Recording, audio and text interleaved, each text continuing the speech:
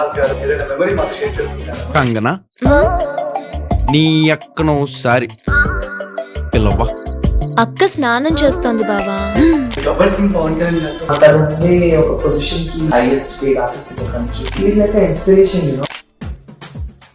Emmanuel call చేసి ఈ రోజు వచ్చినందుకు అమ్మాని పిలవద్దని చెప్పారు. Should give a strong counter అన్నమాట. అమ్మ బాబాయ్ ఇవాళ నుంచి మా అమ్మాని పిలుపుకుంటు. ఏంటి సీరియస్ కాన్సెప్ట్ ఏంటి నువ్వు నవ్వుతున్నావు? నువ్వు సంజయ్ పిలవాలి నాకు. నీది డెమో నీ పెళ్ళి అంట. అదేదో ఊరికే అలా రాసుకోవాలనుకుంటా.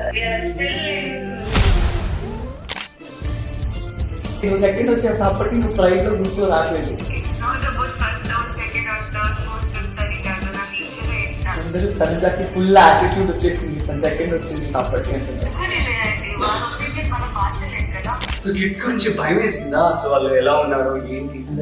ఏడడానికి కూడా అవ్వదు. ప్యాకెట్ కప్పుకొని ఏడవాలి. ఎందుకంటే ఏడిస్తే ఎక్కడ బయట ఓపెన్స్ పడిపోతాయి, జనాలు అపార్థం చేసుకుంటారు.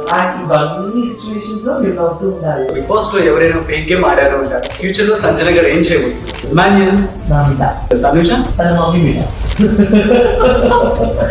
కళ్యాణ్ స్మార్ట్ మీద, ఈ డెమోన్ పవన్, ఆ స్వీట్ హార్ట్ తమ్ముడు, రితు, పింగిరి, మనీష్ మర్యాద, తెలివి. Rapid fire with Sanjana garu. Let's start. The first Big Boss will be that makes you laugh. Best advice you receive on the show. Favorite quote and lesson from Big Boss 39. So one thing people misunderstand about you.